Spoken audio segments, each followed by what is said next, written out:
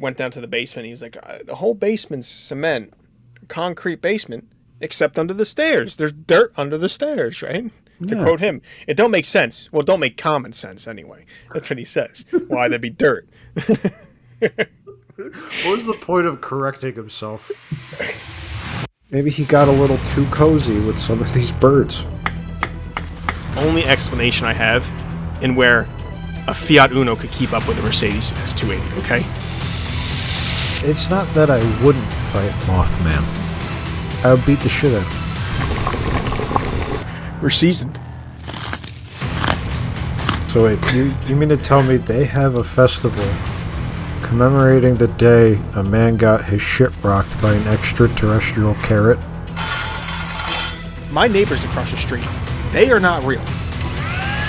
But a pyramid is the most boring shape.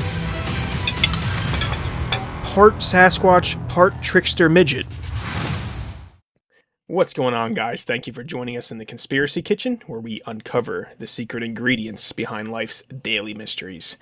I'm your head chef, Joe, and Josh is back with us, my sous chef, after out there fighting some cryptids. I think the world needed a hero, or some small populace anyway, and he's obviously didn't die, so he won, right? So what do we got going on, Josh? Look, we don't all wear capes, folks. All right? Sometimes heroes look like, you or me, just normal folk, but more badass and buff. All right? While Joe was speaking with our friends in the UK, I was in the Arctic fighting the giant spiders, breaking legs and kicking them like kickballs. Are these the same ones that you were accused of being afraid of? Yeah. Now there's nothing to be afraid of because they're dead. But I'm back now. I'm back. And I'm happy to be back on the show. I'm very disappointed I couldn't be on the last one, but, duty called. Yeah, I understand. Yeah, those giant spiders need to be taken care of. Yeah, they were a menace, but I cleansed the region. Okay, as good. It were. Yeah, that's good. Yes. Now, so I guess tonight in the kitchen, now that you're back in the kitchen with us, we want to sift through and go back into demonology, right? Demons, ghosts, spirits, paranormal. Fight two demons. Sound good? Sound good to you? You want to dig into them? I would absolutely love to. All right. So the reason I was looking at this again, this topic, and I continue to look at this topic because it is pretty fascinating to me. Josh, I believe, feels the same way, but I used to never believe in this shit at all, to be honest. And then it just kept, more and more people talk about seeing ghosts, seeing something. And then the person I am, what is actually going on? What are all these people out here always talk? What are they seeing? What are they feeling? What are they perceiving? Is their senses being fooled? Is their eyes deceiving them? Or is there something actually there?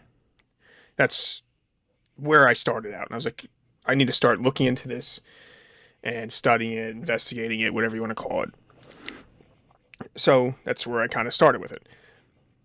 And if you listen to our other episodes, we have a consciousness episode and stuff like that, where I started to kind of get my theory about this is because I believe consciousness can untether from the human body. I think consciousness uses the human body as a vessel and then can be untethered either partially or completely. I don't know if you agree with that, Josh. Yeah. That. And those things, for me, can then explain all these out-of-body experiences that people have, psychic visions people have, clairvoyance, or even those gut feelings you get when you're about to do something. And I kind of found it funny. I found an article the other day. It came up on my Google feed that scientists were talking about that gut feeling you have is because your consciousness already portrayed it. And it's basically letting you know, hey, something ain't right. And I think what that is, that gut feeling, and we're getting a little talky, but it'll all come back, I'm telling you. When your consciousness untethers completely, it's no longer, attached. There's no mass to it, I'm going to say. time can be manipulated by gravity, and gravity needs mass, obviously, to function, right? Gravity is mass attracted to mass. This allows the consciousness to kind of be free of time constraints, right? So maybe their consciousness already saw this play out in the future. It then reattaches to your body. Now, your brain is the hard drive, saves all the stuff. So you can't see, you don't get any visuals or anything about it. But it's just your consciousness way of telling you that gut feeling you get, hey, something's not right here. And usually that's right. A lot of people always say, oh, I sort of trust my gut, right? You have that gut feeling. Mm-hmm. That's the complete untethered from the body. Then we have the partial untethering, which is when you can still upload, I guess if you want to say it, to the hard drive, aka your brain, is the out-of-body experiences. Your consciousness leaves the body, but it's still tethered to the brain. And then you have the out-of-body, you can see what's going on, and it uploads, if you will, to the brain. And that's why you can still get those memories.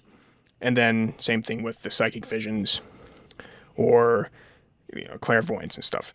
That's where I was I've been kind of drawn towards that theory, and I like it. I know a lot of people might not. They might mess me on X and say I'm an asshole, but that's where I'm going with that. So, what am I talking about here when it comes to demons and ghosts and spirits?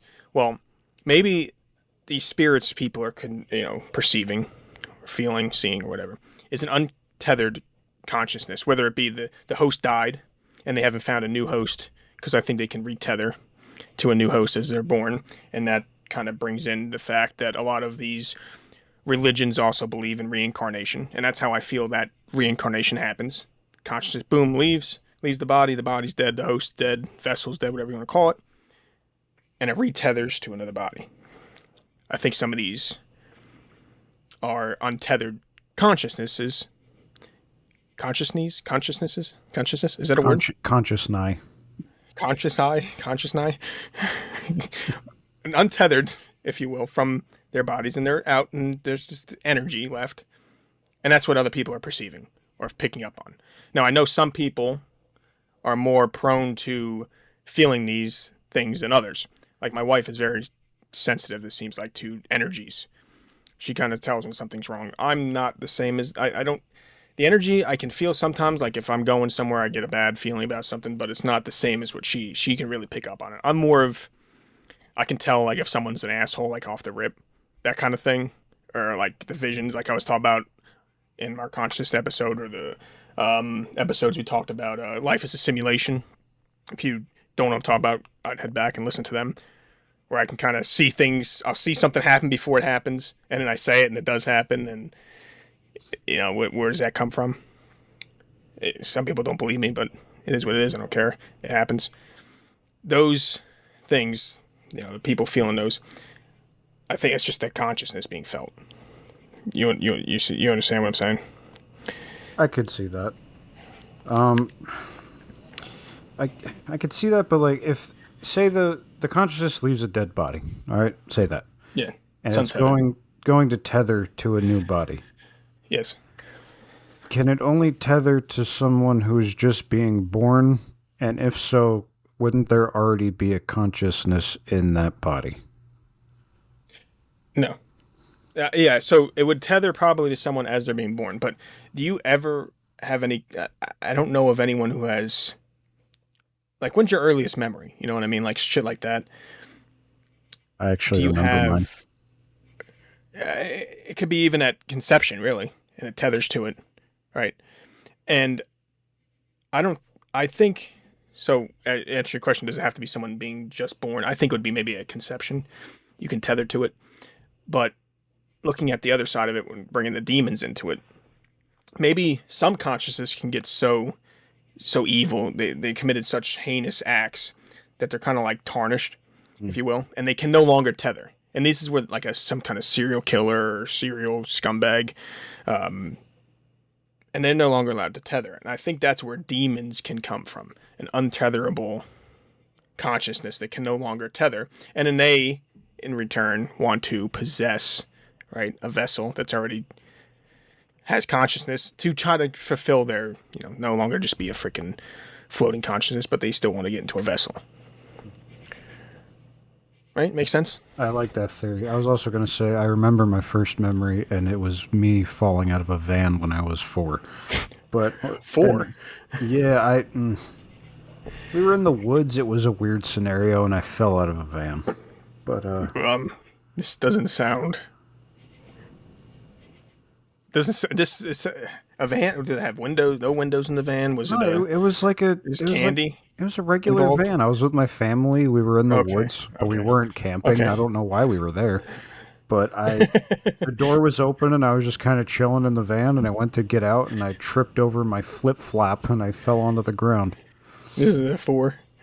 I was You want to know 4 years my? old. You want to know my first memory? Yes. All right. So I don't know if you know or not, but I had surgery on my head when I was like 9 months old, something like that. I don't remember the surgery. That's not what I remember. What I do remember was several months later being held. I was still probably under maybe just a year old, maybe just under a year old, being held down to have the staples removed, and my grandfather was in the room, and that was my first. I remember this clearly because I was fucking traumatized by it, and for years I could not go near a doctor with a white coat on. How old were you when they took him out? Maybe just under a year. I remember the white light on the round light above me, and them hold me down, and they had my grandfather come over to also hold me down, because my dad was already. He might have been there, but he didn't want to. He didn't hold me down, or he didn't want to hold me down, or something. I'm not sure. He didn't want to see me like that, or something. I'm not sure the circumstances for that, because I remember during the surgery he donated a shit ton of blood, and almost like he was like passing out in the fucking waiting room. But that was my first memory. I remember that. Now I don't remember much after that until like I remember an apartment we lived in when I was like 2, like the kitchen being small. That's about it. And then I remember being in a townhouse. Yeah, that was my first memory. Traumatizing. That's why. So we both had kind of shit first memories then. Yeah. Do you remember your first word? I know we're getting off topic. I'm just curious. No. No. I don't remember that. My first word was shit, and I remember that because I yelled it in church at a very quiet moment, and my mother was furious. Ugh. Yeah, I would think so. We're getting Yeah, off topic, but yeah. So, but obviously your body remembers. Your brain wants to remember fucking trauma. It's a survival instinct. That's why it remembers that more. But exactly. All right. So we were about demons being tarnished, not wanting to, can't retether.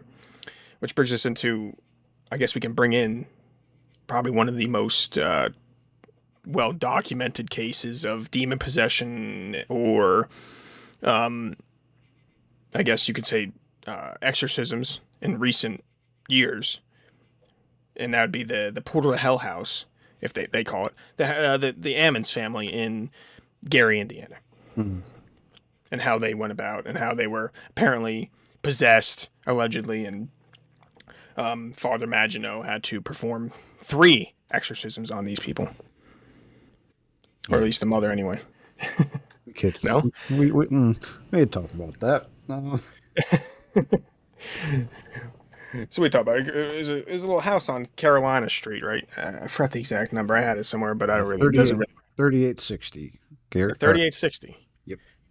Carolina Street.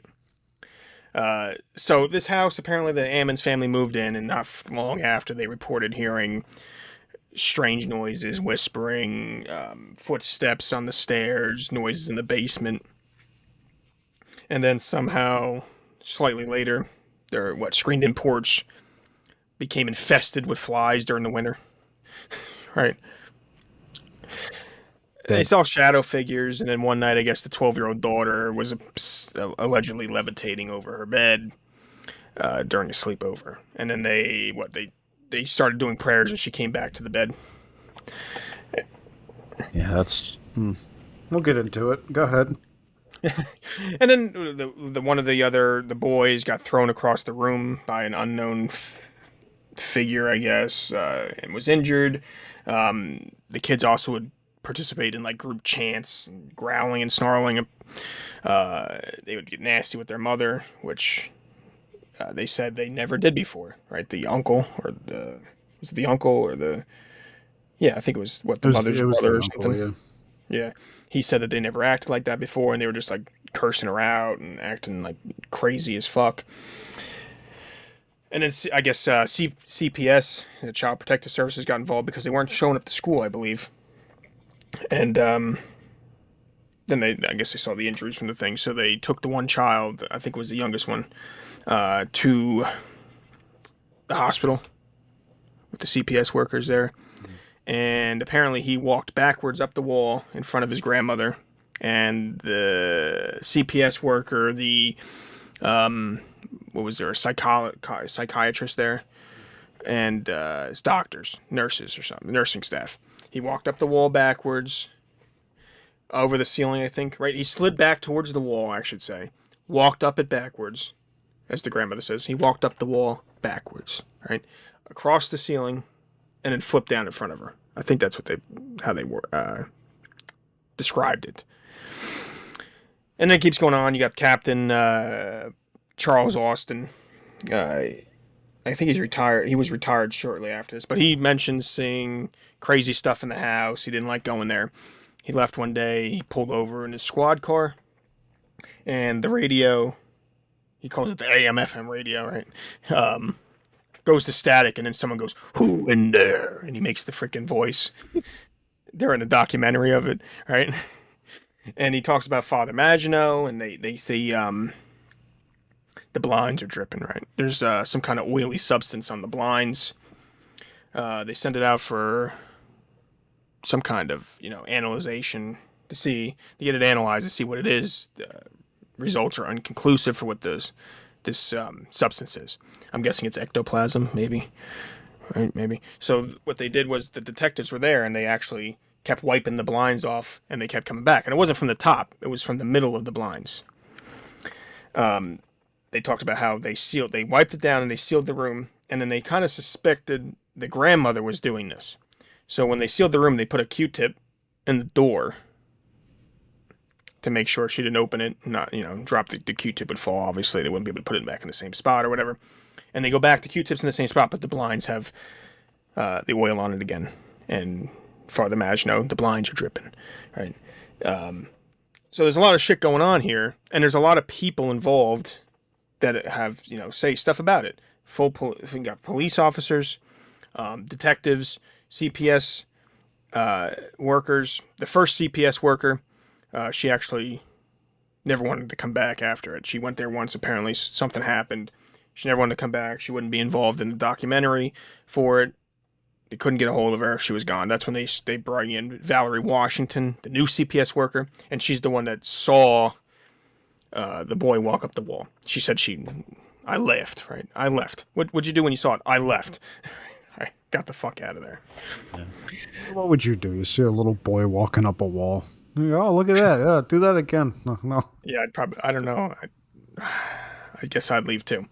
So what happens is, after all this shit goes on, somehow Zach Baggins of Ghost Adventures hears about the house and everything, and he buys the house sight unseen for $35,000. A lot of houses out there, I guess, in these areas that seems pretty cheap, right? Especially because apparently it wasn't like it was falling apart. You could live in it. It was a rental, so I guess he bought it from the landlord for $35,000, and he does a documentary basically going over this, but the Ammons want nothing to do with him, they say.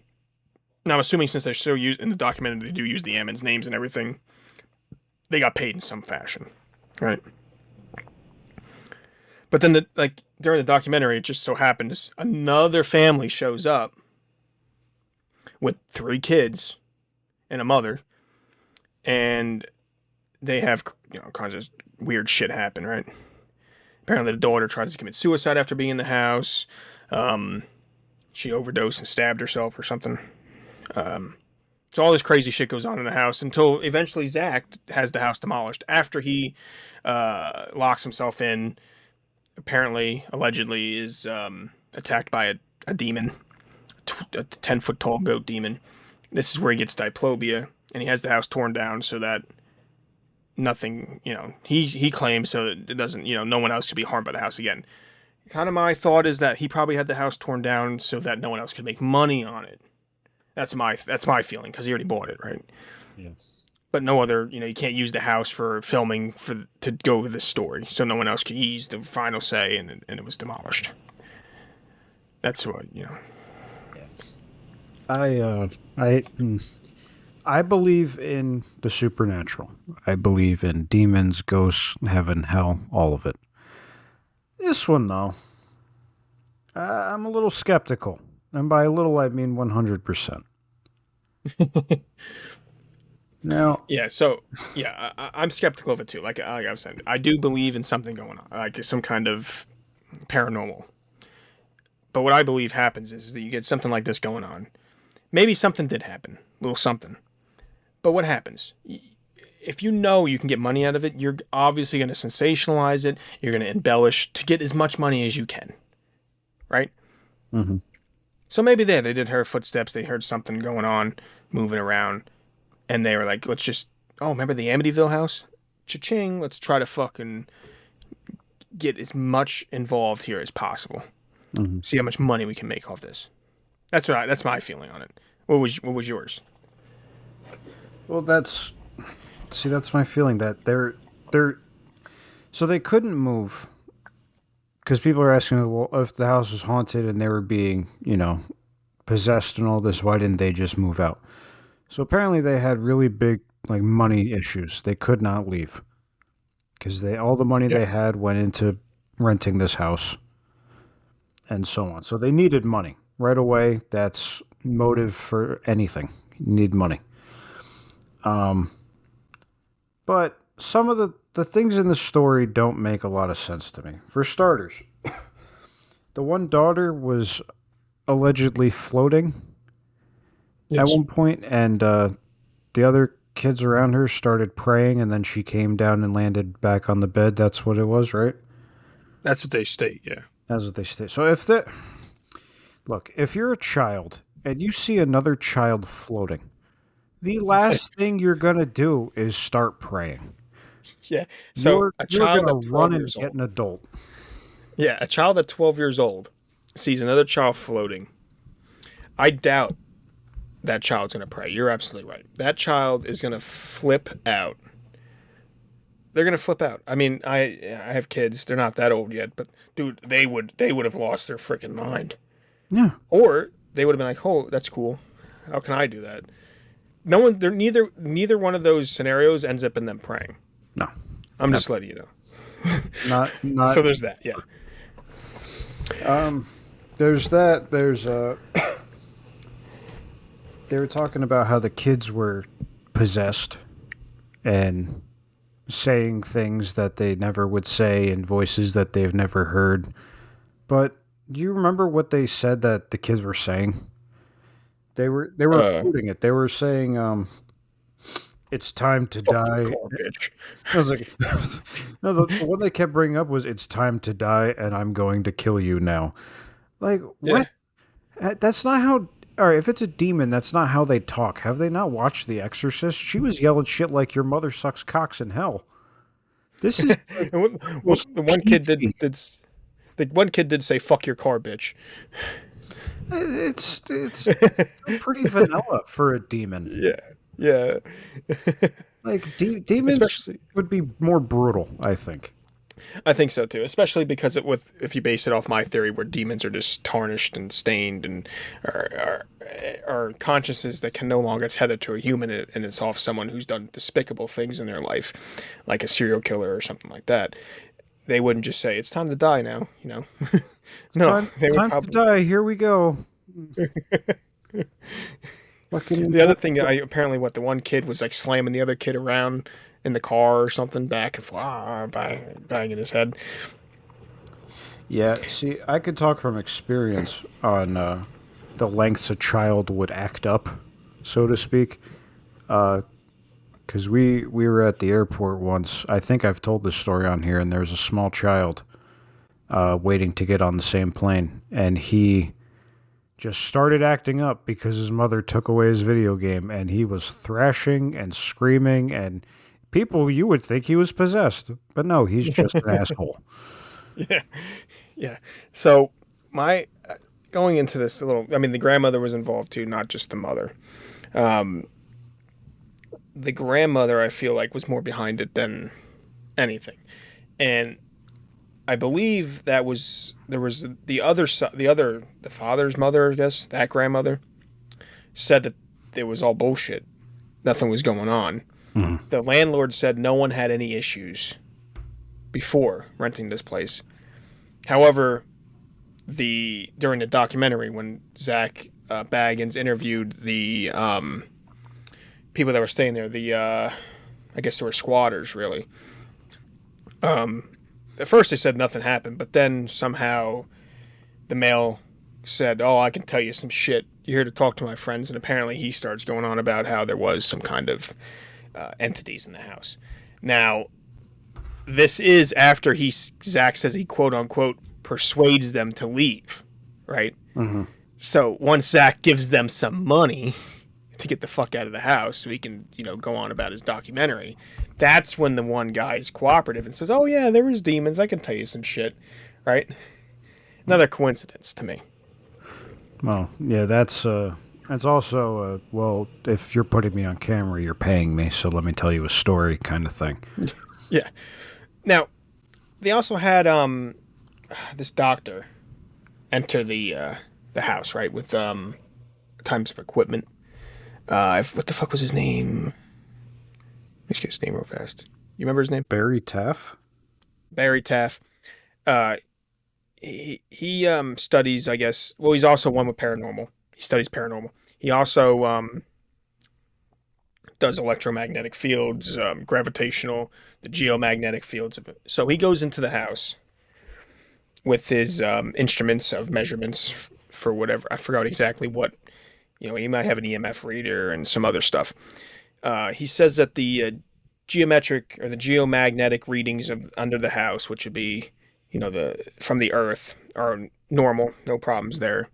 The electromagnetic fields are fine until he goes into the basement, right? Mm. And then once he's in the basement, apparently away from the wall, he gets spikes in his EMF reader. And he states it's free floating. It doesn't make any sense. There's no electrical circuits around here. And apparently, when he gets near Zach with it, it goes up more. And this is when Zach says he's feeling angry, right? And he wants to leave. And then when Zach claps, apparently it spikes the meter and stuff. And like, oh, you must have released the energy you had on you or whatever. And Zach wants to like beat the shit out of him. Remember this from the documentary? I don't know. Yeah. So, what do we got going on there? Is it just all show? I think he's actually just an angry guy. Sometimes I do think so too, because just watching any of his ghost adventures in general, or even just watching this, sometimes he's a dick, right? He's super standoffish, dude. Dude, do you remember at the beginning of the documentary where he goes to their new house trying to talk to them?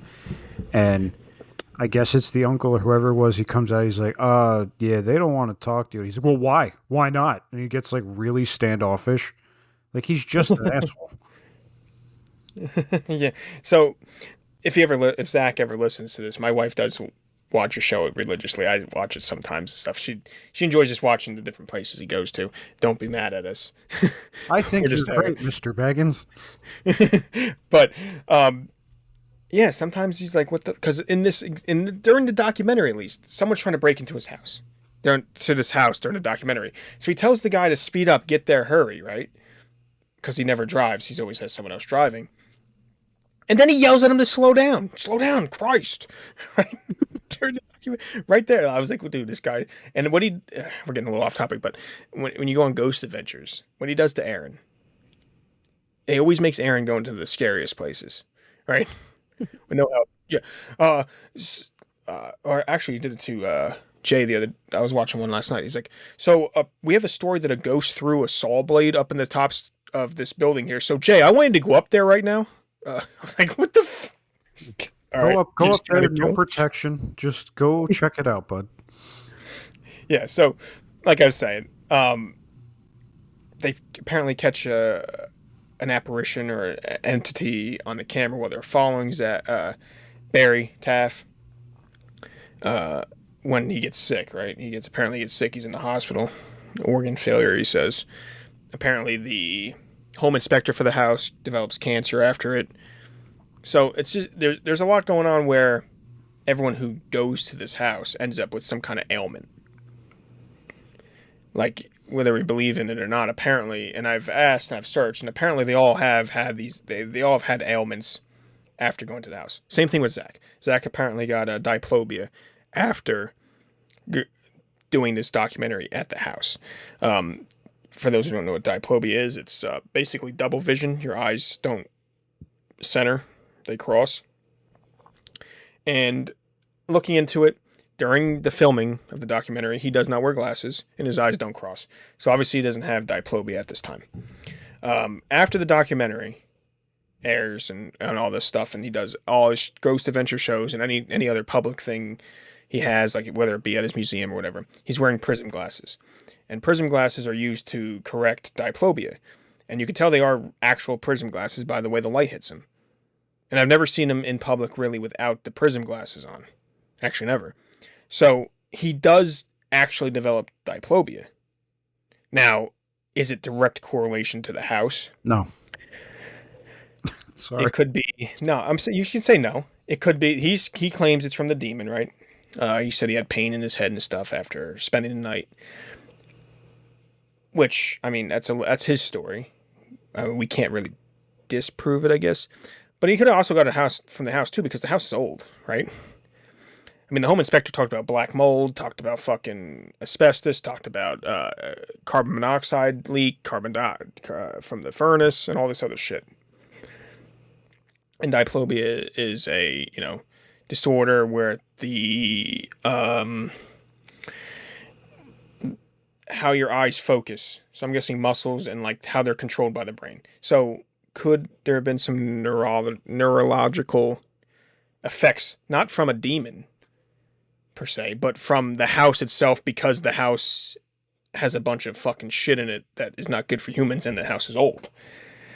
And he boarded himself inside and stayed the night. Yeah, of course it could be that. I don't think it's a demon. I think you stayed in a dirty house and then you got fucking double vision.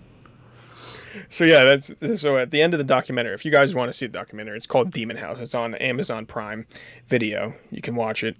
At the end of this, he does it like he does in Ghost Adventures TV series. He locks himself in the house and does an overnight stay. So he boards the whole place up, apparently. You can see him do it. Plywood over every window, every door. I believe the police captain's there when he does it, right? Outside, though. And he stays the night. He shuts all the lights off, I guess. He's in and out. Or I think he leaves the lights on at first, then he finally shuts them off. And he just uses the night vision camera, which they do in the TV series. And at the end, apparently he starts hearing things or something, because he starts flipping the fuck out, right?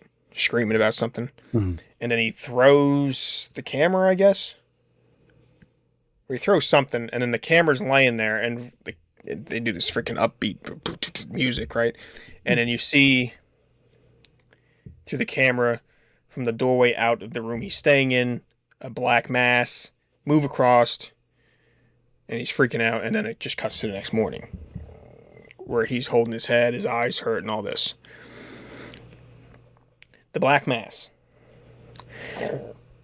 Is that some kind of 10-foot tall goat demon, which he was warned about by some psychic, or is that something else? It's not it's not a goat demon. It's just not. It's not the goat demon. It's a dirty house, Zach. Yeah, so he wants to get to the bottom of it. He talks about it all the time. I don't want to sensationalize. If it's a hoax, I want to know, blah, blah, blah. But at the end of the day, yes, Zach, as much as, we enjoy watching your show, you obviously want to make money. You need a livelihood. If nothing happened in the house, your documentary would not be as well received, right? He wouldn't make as much money if he just sat in a dirty house and nothing happened, right? Right.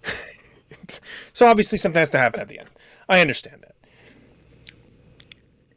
Yeah. So what I'm getting at, my point here is with the house, this demon house, the portal to hell house, whatever you want to call it, is probably from my end. Something might have been there, some kind of entity or something, but it wasn't that bad. I don't think any of these possessions or demons are as bad as what people make them out to. I think it's something small, and then everyone embellishes on them to get more attention, or because they're human nature to embellish to make it worse than it is, to be honest.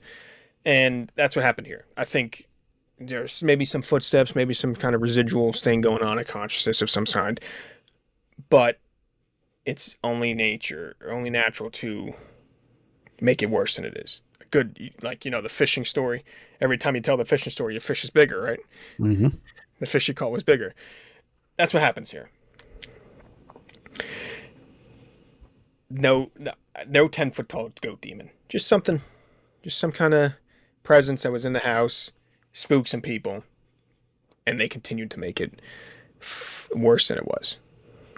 Which, if it was a goat demon that attacked him, he wouldn't get diplopia. He'd be dead or like fucked up worse, like bleeding. He wouldn't have You have double experience with vision. you have experience with goat demons. Yes, they're very violent and they don't cause diplopia. They just attack you and beat the shit out of you and laugh and run away. So you're saying he should have had like a limb missing or something? He would have been torn to shreds if it was a goat demon. I'm not gonna fucking walk out. Oh, my eyes are a little fucked up today. I need new glasses. No, he fucked up. Exactly why the psychic said this goat demon's an 8 out of 10 on the demonic scale, right? If an 8 out of 10 does nothing but give you diplopia. I mean, what's 8 out of 10? What's 9? Fucking paper cut? What are you talking about? Like, how much worse could it get after diplopia? I don't know. Oh, I broke Die. my arm. Oh, fuck. My life is ruined. Kind of. But at the end of the day, though, something's going on there, right? There's so many things. So many people said something was happening. You don't think like you had the police chief, you had investigators, you had, like I said, CPS workers, you had the whole Ammons family that was there, psychiatrists, nurses, doctors. Although the one doctor said he thought it was just them acting out. I believe he thought they were just being, acting like dicks. But everyone else kind of agreed, right, that something was going on in Well, this with this kids. yeah, I have the answer for that as well.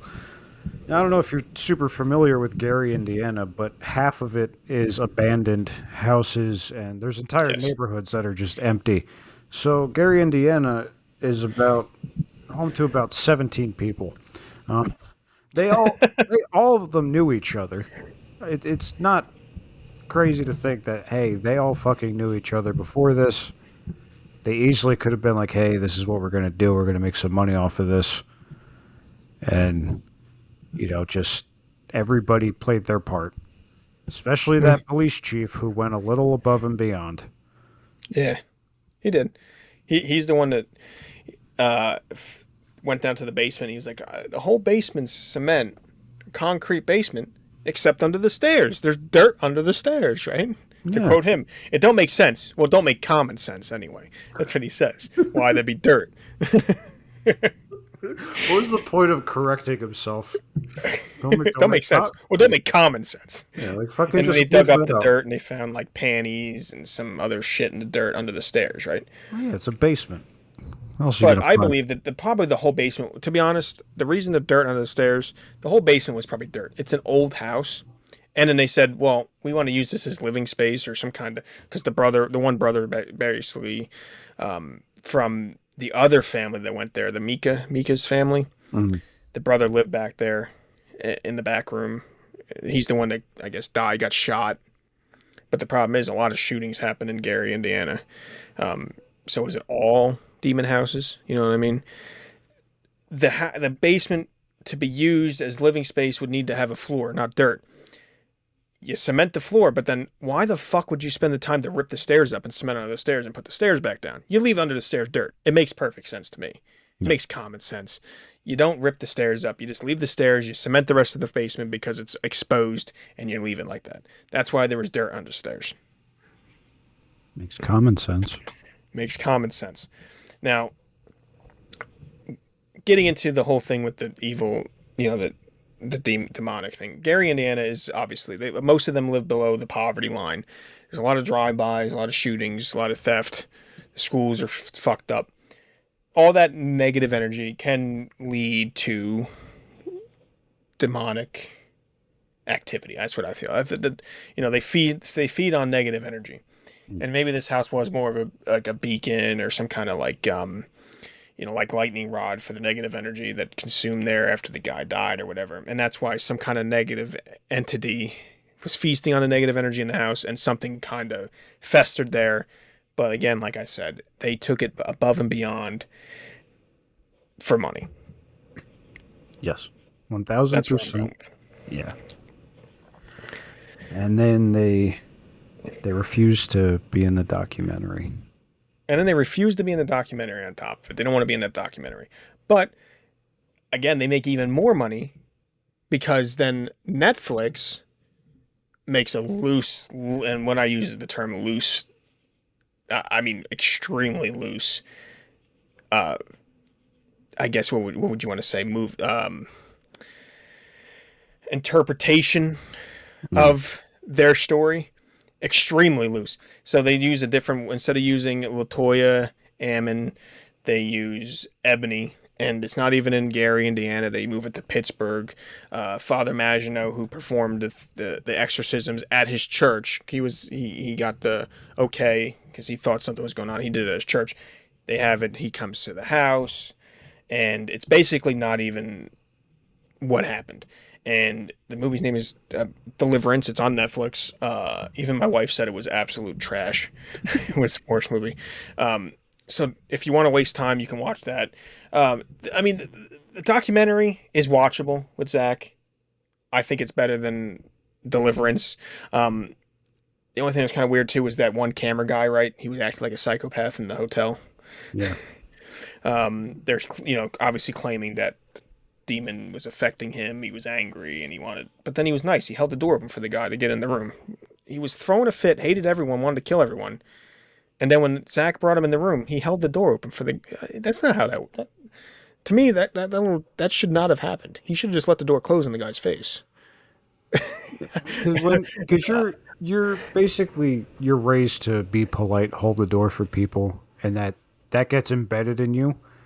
So when you're trying to fake being crazy, you're not even thinking about like, oh, I should hold the door for this gentleman. Like you're not even thinking. You just do it. You're just gonna hold it. Yeah, exactly. That's what made me think that he obviously was not in any way actually being affected by the demon. He was just acting because he held the fucking. I know it's a weird thing to say, but I pick up on those little stupid details. Mm-hmm. Holding the door open wouldn't have happened in that situation. That's why I'm like, Zach, come on. Come on, Zach. You should have had him fucking just close the door in the guy's face. Right? Sorry. But he should have. Slam it right on his nose. Fuck you. He should just, he should have just let the door go. They should have redone that scene. Unless they thought most people wouldn't notice. I don't know. But, yeah, you can still watch the documentary. It was watchable, right? Yeah, I watched it. It's on YouTube. I watched it the other night. No, it's on YouTube. I know my wife watches it on Prime sometimes when she wants to fall asleep. She'll put it on. Not that it's. I'm not saying like it's gonna bore you to death. For some reason, she's weird and she likes falling asleep to like demon stuff. I don't know. But yeah, she puts it on. It's watchable. Deliverance, the other one, is not watchable. Fuck them. Which we should state right now. When we say Deliverance, we mean the ghost movie, not the Squeal Like a Pig in the Woods movie. That's a different one. That's a different Deliverance. This one is Deliverance. It was August 2024. It's on Netflix. It's the ghost one. Yeah, the possession one on Netflix. I should have made that more clear, right? But yeah, so Gary and Anna being in negative energies and stuff kind of gets me into my next theory I have going on about negative energy and stuff. and it has to do with cats. Now people are like, "What the fuck are you talking about? Where are we going to cats here?" Right? Out of nowhere, cats. But my theory on this is because I'm again, like I've said, I've been kind of looking into this the spirits and all this for a little while now because I'm trying to get to the bottom of what actually is going on. And what I've come up with is that you never hear a ghost story where there's cats involved and something bad happening. I don't. I don't know if you do, Nope. but there's not much. So, my theory with cats is the cats is against what popular belief is. Cats are very protective, especially over someone who shows them affection or brings them as part of their pride, really. A cat will come greet you at the door. They don't, they're not antisocial. As long as you respect them and give them, affection back, they will enjoy your company. They love laying on my legs when I go to bed. The male cat, the younger one, he always is around me. Even if I use the bathroom, he wants to come in and sit by the door to guard me in my vulnerable times. Cats, I believe, absorb that negative energy that's in the house, that a dark entity would feed on that negative energy to go in turn to cause an infestation, to oppression, to possession. They get rid of it, so it never manifests to begin with. And when they're done, the sleep is when they kind of expel that energy from their bodies. That's why they sleep a lot. And if you start seeing them sleep more and more, that means there's more negative energy in the house, and then it's time for you to kind of figure out what's going on. So these cats, especially if you have, more than one, will protect you in that way. And they do a pretty good job of it because, like I said, I don't really hear many demon or demonic or any type of negative ghost stories when there's cats involved. And that's why I believe the Egyptians with the cats, you have the witch with the cat. It's just, they're a paranormal magnet and they kind of cleanse the area of it. So cats are a big thing to help clean your house or keep negative energy away. That's how I feel. Like that theory? I do like that theory. I could actually completely agree with that because, I mean, we say it all the time. We both have cats. I have 5. And when we first moved in here, I've mentioned that I've, had some experience with shit happening. Like the sound happening across the house when no one is over there. Stuff being, dropped on the floor when they weren't anywhere near the edge of the countertop, stuff like that. But then we got cats, and I don't know, all that stuff just kind of calmed down. And then Yes. that whole thing with the cat tree topper thing that we were pretty sure was, possessed or whatever. Yeah, all it did was move once. We didn't experience anything after that. I mean, the cats kind of all sat around the tree. That's the other thing I failed to mention. All my cats kind of stayed right by the tree ever since that happened. Yeah, And see? then we got rid of the tree topper and then they went on about their business. But I can completely agree with the cat theory.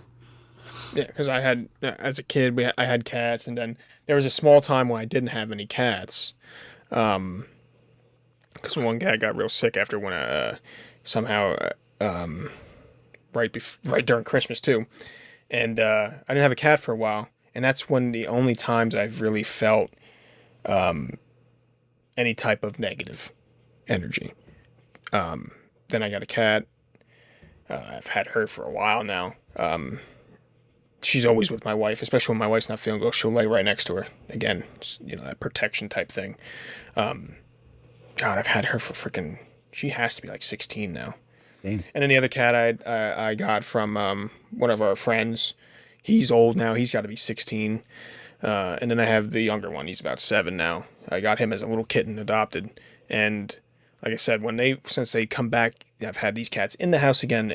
You don't get those same negative vibes sometimes that you could get when you don't have the cat. The cats are cleansing the area from any type of negative energy, and you no longer get that dark entity in the house.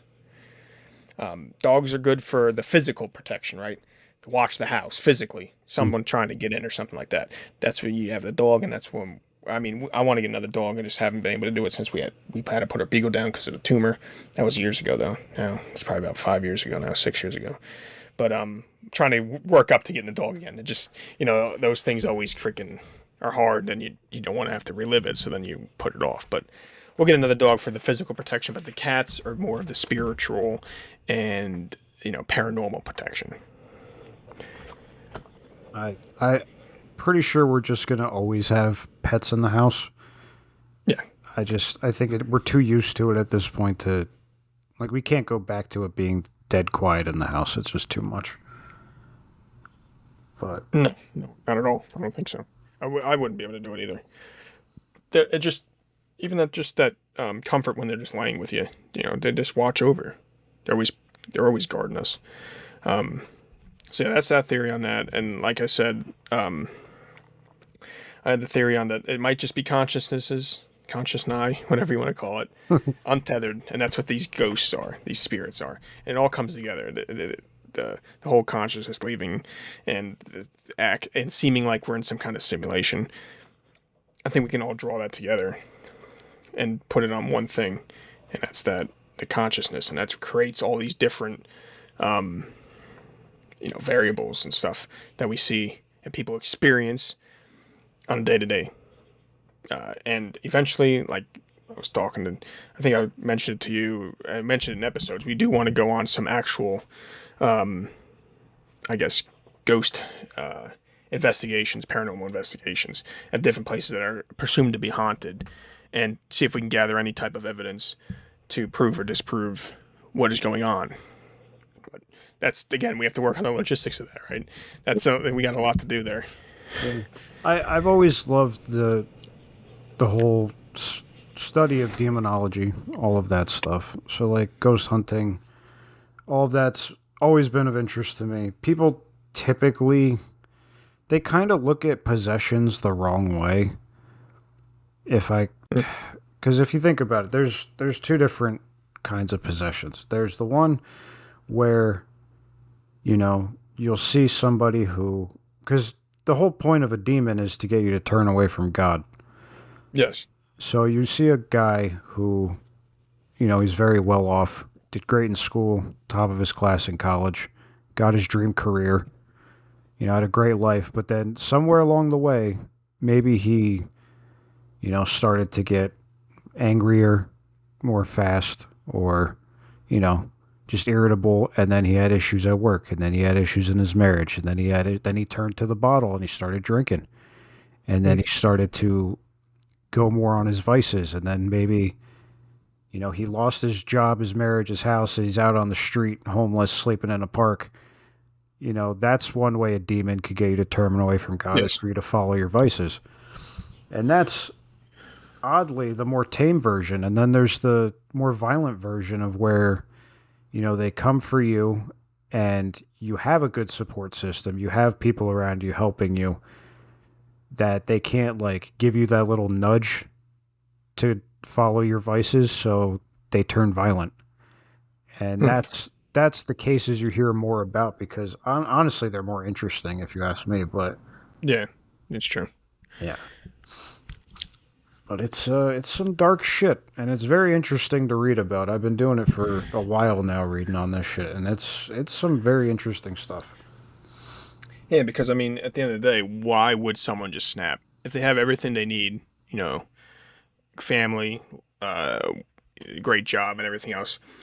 There's always, like, you hear about it, that he would never be like this, and then all of a sudden they flip the switch, like alcohol, like you were saying, Mm-hmm. and they turn against their family. They go to vices, even drugs or anything, and then they lose everything they had. And they're always and you always hear the same thing from some of these stories. Oh, I would never expect that from him. And it could absolutely be what you were saying, some kind of demonic possession that pushes you in that direction. I 100% agree with that. Yeah, and honestly, I feel like we could be walking past people every single day that are possessed. There could be demons possessing people all over the place and slowly turning them away from God, and, giving them that little nudge needed to go downhill. Exactly. But Exactly. But yeah, that's what, I just wanted to get another topic in here about demons. I think we'll probably do one every so often because it's an interesting topic. We'll find another story of some kind of demonic possession and bring it up. Unless you guys, again, like any of our listeners, have some kind of story of demonic possession or something like that they would like to hear our opinions on or read up on, you can always message us on X, comment on Spotify here, Facebook, Instagram. We have them all now. I think what we're going to do next, our next episode, though, on Monday, is thanks to Hammers, one of our pretty good listeners, been here since the beginning. He asked us to look into the Rendlesham Forest UFO incident. And as our listeners should know, I'm a big alien enthusiast, right? And something like that catches my eye. So, Hammers, thanks for the suggestion here. We're going to be doing some research on that over the weekend and probably get you that as our next episode. And anyone else who wants any type of episode done by us, if you want to listen to our theories or whatever, just, again, same thing. Messages on X, Instagram, Facebook, comment on here on Spotify, and we'll be glad to do any type of thing. Right, Josh? We love hearing suggestions. I love it. Because then we hear suggestions about things that we're not familiar with, and then we get to do more research and learn a lot more stuff that we never would have found out. But yeah, please keep letting us know, keep giving us suggestions, please. Yes, and then we give you what you guys like to hear, our freaking theory on what it is, and sometimes people call us idiots for it, but it's still our theory. It's what we believe. So the only thing we do ask for you guys is just to tell your friends about us. Tell them, hey, we've got this new podcast we listen to, Conspiracy Kitchen. It's the best way to grow right now, word of mouth, until obviously we get more reach on social medias and other platforms. But please just let everyone know what's going on. And I don't know. I feel like this house would have been less haunted had they went to the grocery store and added Ovaltine to their shopping list. Yeah, I didn't see any Ovaltine in the cabinets or anything when Zach Baggins bought the house. And the problem with that is, yes, I besides cats absorb the negative energy, but if you drink a tall, cold glass of Ovaltine, the negative energy kind of just bounces right off you. It doesn't even affect you. A demon can walk right up to you, and you're so, to quote, even Supernatural, when Sam, right, walks up to Lucifer, and he has all that the demon blood in him, right? Remember that? And he just flexes and he blows the two demons' heads right off, and he goes, "Oh, chock full of Ovaltine." That's exactly what you can be like. Yeah, that's right, folks. Cats are your defense, but Ovaltine, that's your offense. Yeah, you'll blow the demons' heads right off just by thinking it. And if you don't know what I'm talking about, Supernatural is another great show. It's been out for a while. It's been over now for a few years, 3 maybe. But it's on Netflix only until January. I think they're taking it off Netflix. So if you want to watch that, now's your time. And later on, I forgot what season it is, 5 or 6, Sam goes to say yes to the devil to be possessed by him. It's all a ploy, though, to try to capture the devil, but he drinks a bunch of demon blood, and Lucifer, the guy who plays Lucifer, he's pretty comedic, right? Mm-hmm. He sees him do it, and he goes, "Oh, you're chock full of Ovaltine, I see," because demon blood. But it's a great show. Another great show. I highly recommend it. I've not finished the show, even though it's been over for years, but working on it. I've probably seen it through because my wife, again, loved that show a bunch of times. But yes, Hammers, you're gonna get that UFO incident episode. I guess we're gonna do an alien UFO episode, maybe an update on Atlas 3I in that episode, and we get to do. We'll probably record Monday. Again, please tell your friends about us, and if you follow us, which a lot of people do follow us, but haven't rated, please rate us on Instagram or on Spotify. It'll help us out a lot. just to do that, just so we get again the algorithm going. And we'll go back to 2 episodes a week. We just did the one this week because Josh, again, like we said, was fighting Antarctic spiders, and the world needed him. But we'll go back to the 2. Don't worry, we're back on track. Yeah. Not as cold there as you would think. No, well, yeah, no, it should have been. It's their winter down there. It wasn't that bad. I guess it's global warming. All right, well, until Monday, guys. Bye.